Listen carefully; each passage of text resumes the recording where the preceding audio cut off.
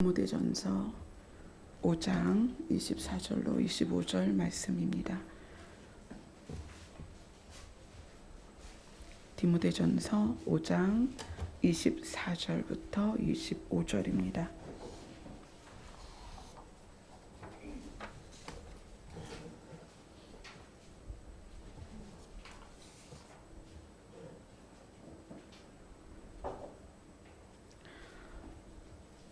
찾으셨으면 다 같이 한 목소리로 봉독하겠습니다. 시작. 어떤 사람들의 죄는 밝히 드러나 먼저 심판에 나아가고 어떤 사람들의 죄는 그 뒤를 따르나니 이와 같이 선행도 밝히 드러나고 그렇지 아니한 것도 숨길 수 없느니라. 아멘. 밝히 드러나고 숨길 수 없느니라 라는 제목으로 오늘 말씀을 보도록 하겠습니다. 우리가 계속 지금 디모데전서를 보고 있어요.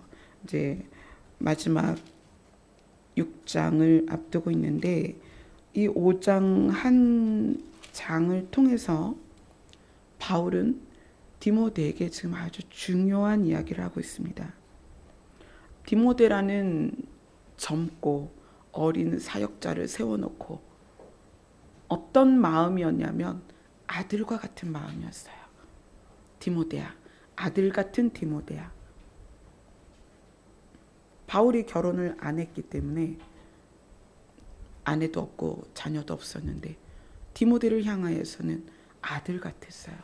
근데 그런 어린 디모데, 이제 어리다는 것이 아주 어린 게 아니라 젊은 디모데가 사역자로서 교회에서 사역을 하고 목회하는 데 있어서 이 디모데전서 후서에 얼마나 바울이 핵심을 축약해서 편지를 썼겠어요. 디모데야, 내가 지금까지 사역하는 중에 이건 이렇고 이건 이렇고 이게 중요하고 저게 중요해라는 것들을 함축해서 디모데에게 알려주는데 오늘 5장의 말씀은 정말 중요한 말씀이에요. 디모데 자신에게, 사역자인 디모데에게, 또 하나님 앞에서 예수 그리스도의 제자가 된 우리에게도 5장의 말씀이 굉장히 중요합니다. 5장 1절, 2절, 3절을 보면 디모데에게 이렇게 얘기를 해요. 늙은이를 꾸짖지 말고 권하되 아버지에게 하듯 하며. 그래서 여기서의 늙은이는 나이 많으신 남자 어르신이에요. 남자 어르신을 대할 때 아버지에게 하듯 하고, 그 다음에 남자 청년에게는 친형제처럼 대하고, 나이가 드신 여자분에게는 어머니에게 하듯 하고, 젊은 여인들에게는 온전히 깨끗함으로 자매에게 하듯 해라. 그리고 참 과부인 과부를 존대하라. 1절, 2절, 3절을 통해서 바울이 디모데에게 이야기하는 것은 사람을 대하는 태도에 대해서 이야기하는 거예요. 태도. 자, 태도라는 말이 뭐죠? 어떤 일이나 상황을 우리가 맞닥뜨렸을 때 그걸 대할 때 나의 자세를 말하는 거예요. 어떤 사람에 대하여, 또 어떤 상황에 대하여, 어떤 사건에 대하여 거기에 내가 맞닥뜨리는 상황에서 내 마음가짐과 자세, 이걸 말하는 거죠.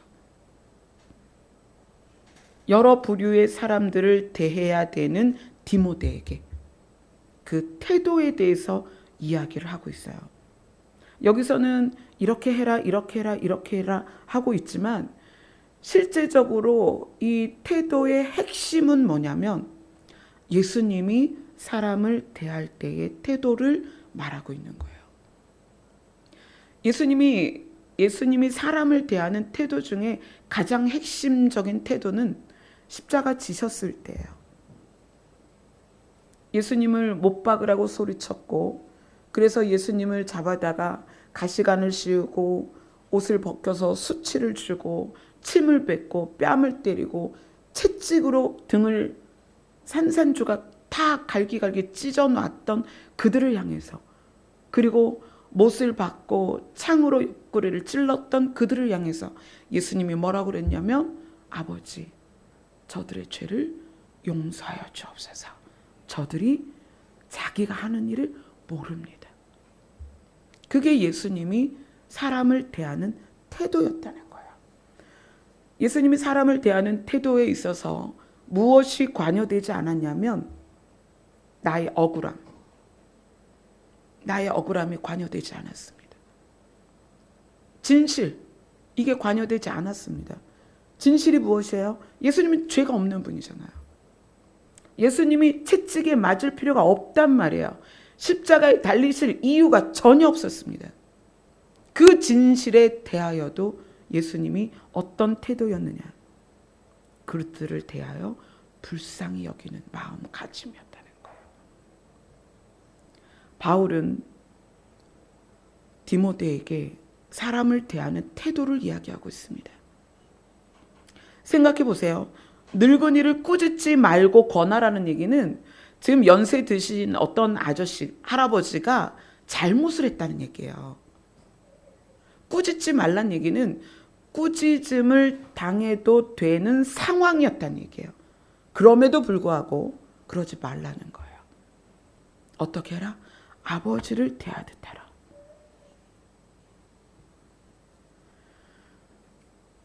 우리가 사람을 대하는 태도에 있어서 우리가 가지고 있는 것이 뭐냐면 정당성입니다. 정당성. 당신이 이렇게 했으니까 내가 이렇게 반응하는 거야. 이것이 정당성입니다. 우리가 부모를 대하여서도 마찬가지입니다. 부모님이 나에게 해준 게 뭐가 있어요? 나에게 물려준 게 뭐가 있습니까? 나에게 아버지가 투자한 게 뭐가 있습니까? 엄마가 나한테 해준 게 뭐가 있습니까?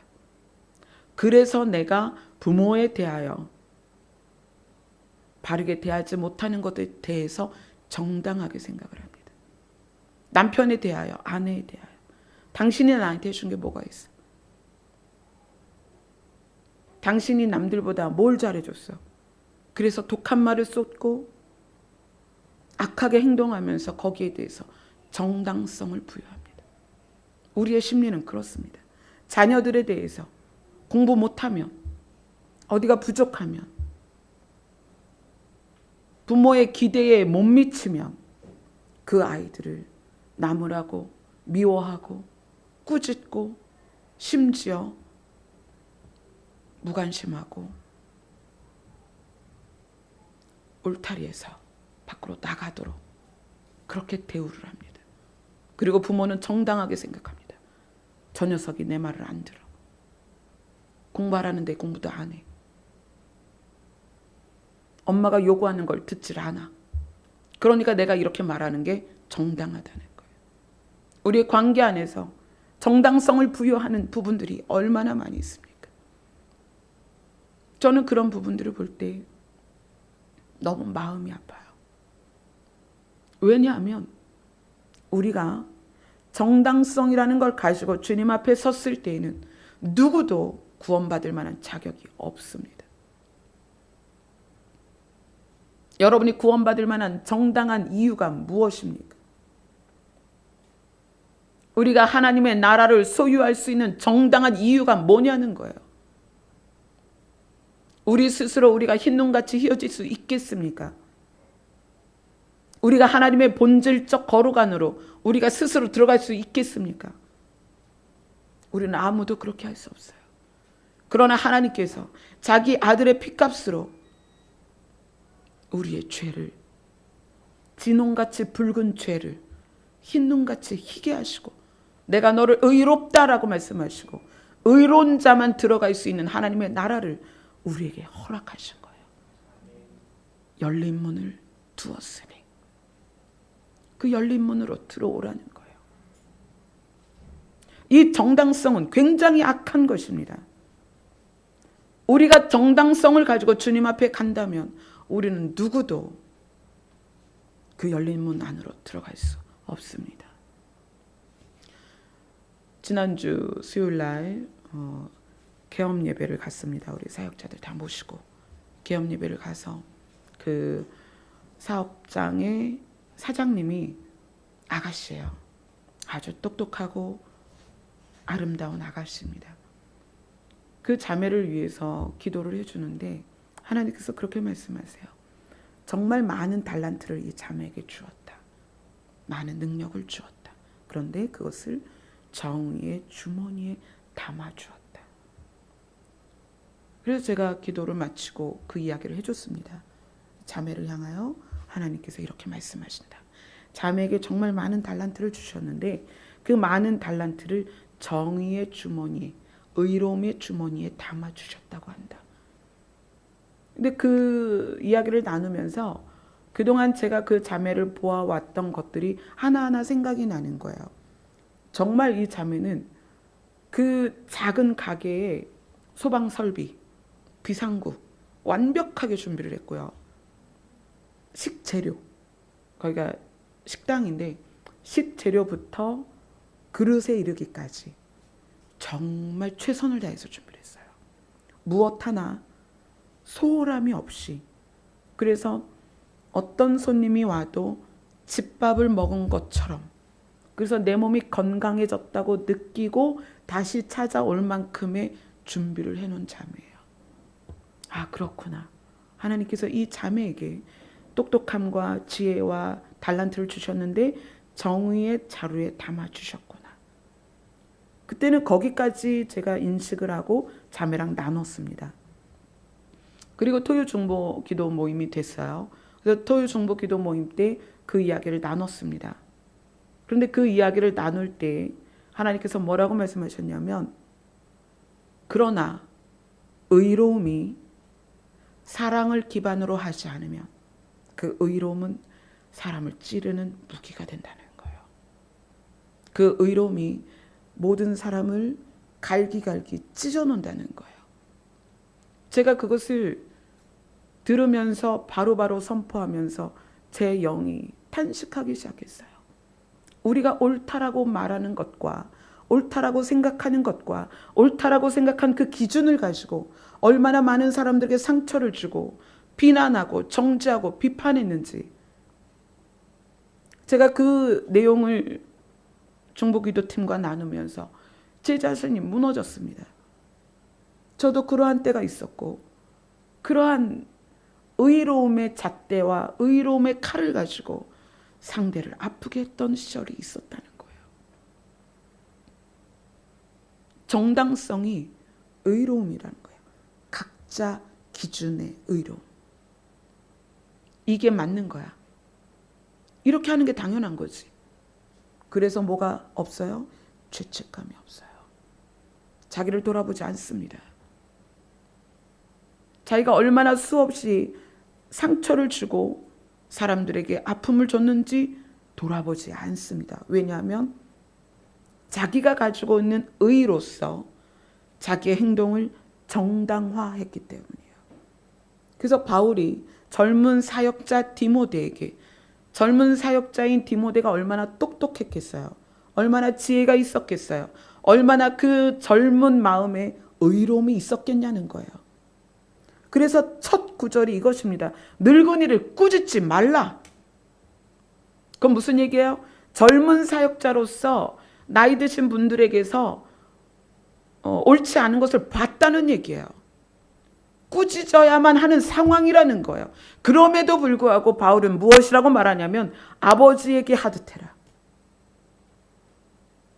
그가 설사 잘못을 했을지라도 아버지에게 하듯해라. 무슨 얘기예요? 너가 아무리 의로워도, 너의 기준이 아무리 옳아도 그것이 사랑으로 기반이 되지 않으면 그것은 찌르는 흉기가 된다는 거예요. 우리가 한 사람 한 사람 공동체 안에서, 가정 안에서 생각해 보세요. 내가 옳다라고 생각하는 그 의의 칼을 가지고 얼마나 내 주변에 나와 가장 가까운, 내가 가장 사랑해야 될 그 사람들을 상처를 주고 있는가. 그래서 사역의 현장에서 돌봐야 되고 목양해야 되고 주께 드려야 될 성도들에 대하여 디모데가 어떠한 태도를 취해야 될지를 바울이 5장에서 이야기를 하는 것입니다. 의로움이 사랑으로 기반이 되지 않으면 상대를 죽입니다. 내 의로움의 잣대와 내 의로움이 무기가 되는 거예요.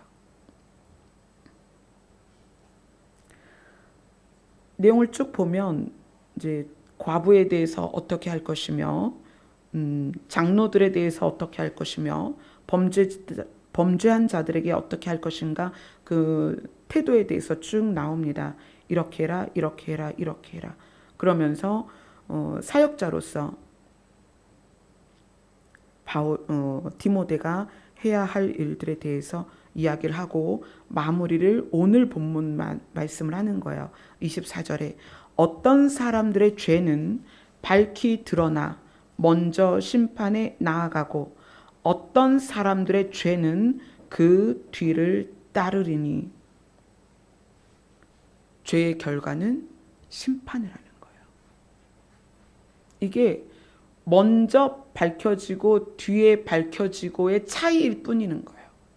죄의 결과는 심판이다. 그리고 25절에 이와 같이 죄가 드러나는 것 같이 선행도 밝히 드러나고 그렇지 아니한 것도 숨길 수 없느니라. 이 숨길 수 없다는 것이 여러분에게 그냥 새겨졌으면 좋겠어요. 여러분이 은밀한 곳에서 누군가에게 어떤 행동을 하는 것이 결코 숨길 수 없습니다. 여러분이 마음 은밀한 곳에서 어떤 사람에 대하여 미워하고 저주하는 것을 숨길 수 없다는 거예요. 언제 주님 앞에 섰을 때 모든 것이 밝히 드러납니다. 이것이 인식이 되고 있느냐는 거예요. 디모데가 사역자로서 얼마나 많은 부분에서 경험들이 생기겠어요. 타협해야 할 일들도 있을 것이고 눈 감아줘야 될 일들도 있을 것이고 자기 자신이 그 안에 발을 디디게 될 사건들도 있을 것입니다. 그런데 바울이 이야기하는 거예요. 숨길 수 없다. 죄도 선행도 예수 그리스도 앞에서는 숨길 수 없다. 태도를 말하기 시작하면서 마지막에 숨길 수 없다라고 이야기를 하는 것은 여러분이 겉으로의 친절, 겉으로의 부드러운 말, 겉으로의 미소, 이것에 의도가 있다면 숨길 수 없습니다. 여러분이 사람을 대하면서 어떤 목적을 가지고 대한다면 이것은 숨길 수 없습니다. 하나님이 그것을 낱낱이 하십니다. 이 태도는 겉으로 드러나는 태도가 있고 마음의 태도가 있어요. 겉으로 드러나는 태도도 물론 중요하죠. 저는 여러분들에게 마음의 태도를 바르게 갖기를 권면하고 싶습니다. 사람에 대하여 특히 어느 누구도 무시하지 마세요. 어느 누구에 대해서도 비하하지 마세요. 어느 누구에 대해서도 업신여기지 마세요. 어느 누구에 대해서도 소홀히 여기지 마세요. 어느 누구에 대해서도 여러분 함부로 대하지 마세요. 바울은 이렇게 말하고 있습니다. 숨길 수 없느니라. 밝히 드러날 것이다. 여러분이 독한 말을 쏟아붓고 여러분이 은밀한 곳에서 그를 미워하는 그 모든 것이 밝히 드러납니다. 여러분 마음의 태도를 바꾸셔야 합니다. 완전히 바꾸셔야 합니다. 그래서 어떤 상황에서도 내가 억울함이나 분노나 이런 것이 일어나는 것이 아니라 그 영혼에 대하여 주님께 올려드릴 수 있는 태도가 되어야 되는 거예요. 하나님, 저 사람이 몰라서 저래요. 저 사람이 아직 연약해서 그래요. 저 사람이 아직 주를 잘 알지 못해요. 하나님, 저를 불쌍히 여겨주세요. 저 사람이 악한 게 아니라 연약한 거예요. 아픈 거예요. 도와주세요. 여러분의 마음의 태도가 이렇게 바뀌면 여러분의 눈빛과 입술에서의 말이 달라질 거예요. 변화될 것입니다. 그래서 바울이 성도를 디모데에게 맡겨야 하는 이 상황에서 디모데가 그 성도들을 하나님 앞에 온전히 올려드리는 사역을 감당하게 하기 위해서 지금 굉장히 중요한 부분을 이야기하고 있는 거예요. 너의 마음의 태도를 눈여겨보고 마음의 태도를 바꿔라. 그래야만 성도를 대하는 태도가 바뀝니다. 여러분들의 마음의 태도가 바뀌어야 됩니다. 그래야 여러분의 가족들이 공동체 안에서 여러분이 만나는 공동체 가족들이 한 사람 한 사람 연합되고 사랑으로 하나 되어서 우리 공동체가 소원이 그거잖아요. 함께 가자는 거예요. 함께. 정말 부족한 저를 이곳에 세우셔서 하나님께서 선포하게 하시는 내용들은 다른 게 없어요. 저는 여러분들에게 지혜나 지식을 드릴 수 있는 그런 자격이 없습니다. 그러나 저는 하나님의 마음을 알아요. 그래서 그걸 전하는 것입니다. 여러분이 마음의 태도를 바꾸지 않으면 여러분이 죽습니다. 제가 상당한 많은 분들하고 상담을 하는데 사람들이 어떤 사람들이 가장 불행하냐면 가지고 있는 감정들과 느낌들 중에서 아주 제한된 부분만 가지고 사는 사람들이에요. 어떤 거냐면 우리가 삶을 살아가면 기쁨, 즐거움, 소망, 희망, 또 따뜻함, 뭐 이런 것도 있겠지만 또 나쁜 것도 있죠. 슬픔, 공포, 분노 이런 것도 있겠죠. 외로움, 상실감. 그런데 많은 사람들이 그 다양한 감정들 중에 한두 가지의 다스림을 받고 있다는 얘기예요. 어떤 사람은 우울한 감정. 그래서 그 우울한 감정이 자기를 다스리도록 자기를 내어주는 거예요. 자, 마음의 태도를 제가 지금 이야기하고 있죠. 바울이 디모데에게 마음의 태도를 이야기를 하고 있습니다. 이 마음의 태도를 여러분이 왜 바꿔야 되느냐? 자기 자신에게 어떤 생각으로 자기를 지배시키고 있나를 보라는 얘기예요. 억울함. 어떤 사람은 억울함이 자기를 지배합니다. 분노, 미움, 시기, 질투 이런 것으로 자기를 다스리게 자기를 내어버립니다. 근데 우리의 감정은 그것만 있는 게 아니에요. 얼마나 아름답고 따뜻하고 섬세한지 모릅니다. 우리의 감정들이. 그런 것들을 다 미루어 놓고 분노와 어둠과 슬픔과 억울함과 화, 상실감 이런 것으로 자기를 다스리게 내버려 둔다는 얘기예요. 그리고 어떻게 해요? 그 안에서 날마다 괴로운 거예요. 날마다 괴로운 거예요. 마음의 태도를 왜 바꿔야 되느냐? 내가 살기 위해서입니다. 마음의 태도가 바뀌어서 내가 살면 상대를 살립니다. 왜냐하면 내 안에서 기쁨과 즐거움, 소망, 따뜻함, 자비, 인애 이런 것들이 나오게 되는 거거든요. 그러면 그것을 통해서 상대들을 살리는 거예요. 한 자매님을 상담하다가 맞추려고 기도를 하는데 하나님께서 그런 마음을 주세요. 그 자매를 향하여 너는 왜 아나니아와 삽비라 같은 마음을 가지고 있느냐. 그렇게 말씀하셔서 그 부분이 우리가 일상에서 말씀을 볼 때는 뭐 재산을 팔아가지고 다 드리기로 했는데 부분만 드렸다. 이런 내용이잖아요. 그러니까 이거는 내용이 헌신과 물질을 드리는 내용에 이어져 있는 부분인데 그날은 하나님께서 전혀 다른 적용을 하시는 거예요. 어떻게 적용을 하시냐면 하나님께서는 그 자매에게 많은 은혜를 주셨습니다. 음성을 주셨고 감동을 주셨고 이끌어 주셨고 하나님 앞에서 하나님이 얼마나 그 자매를 사랑하는지를 많이 보여주셨던 거예요. 그런데 이 자매는 무엇을 붙들고 있냐면 하나님이 나 사랑하셔? 하나님이 나에게 은혜를 주시나? 하나님 나 버리신 것 같아. 하나님 나 무관심하신 것 같아. 그렇게 하면서 사람들에 향하여 내 안에 주도되어지고 있는 생각이 하나님으로부터 사랑을 받지 못하고 있다는 생각이 주도가 되니까 사람들에 대하여 내 안에서 사랑이 나갈 수가 없는 거예요.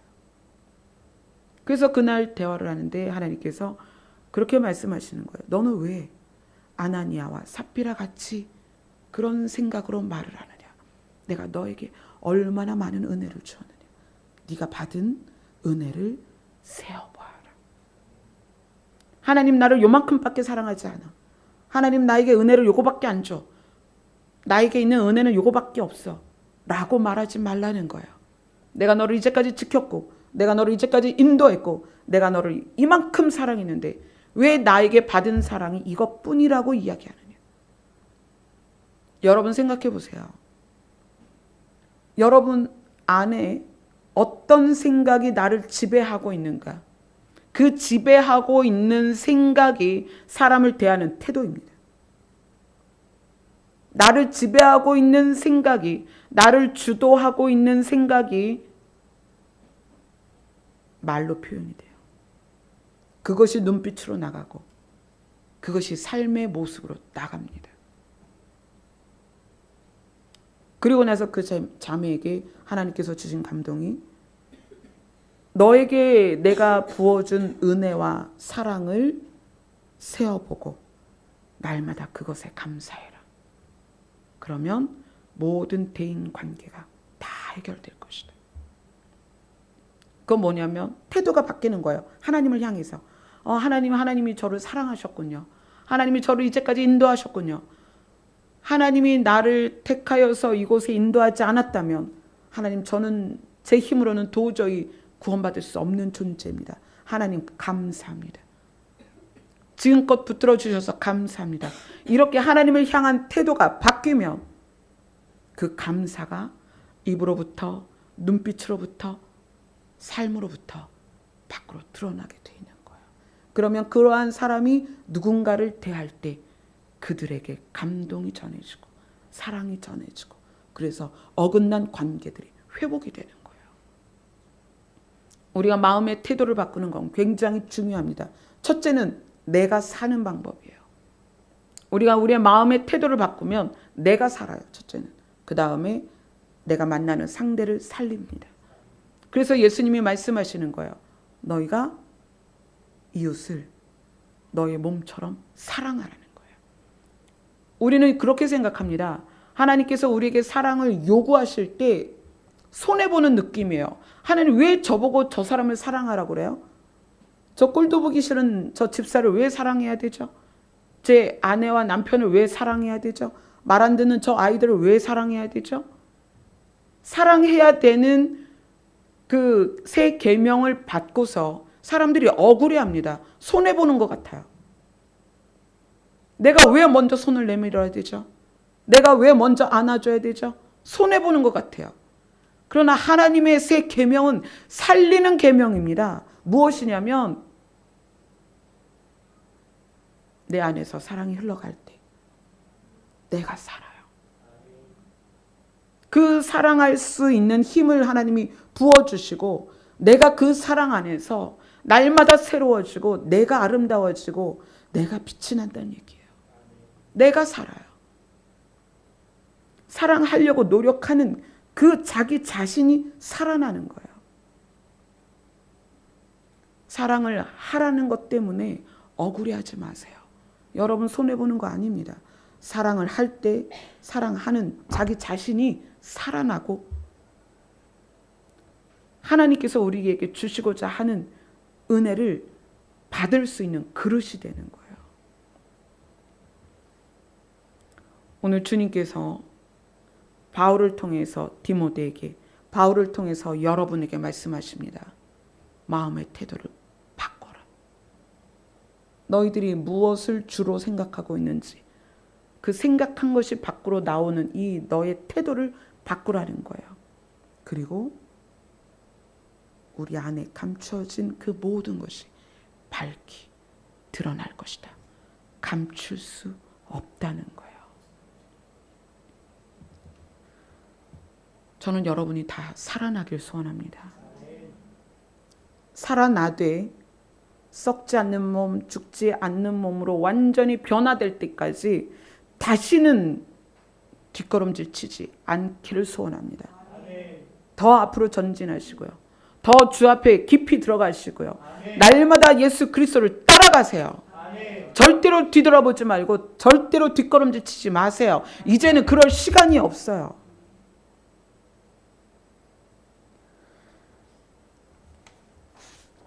제가 여러분들을 생각하며 날마다 기도할 때 가장 마음 아픈 것이 여러분의 마음의 태도가 바뀌지 않는 것을 내가 볼 때마다 그것이 가장 마음이 아픕니다. 마음의 태도가 바뀌지 않으면 삶은 절대 바뀔 수 없습니다. 아멘. 기도하겠습니다.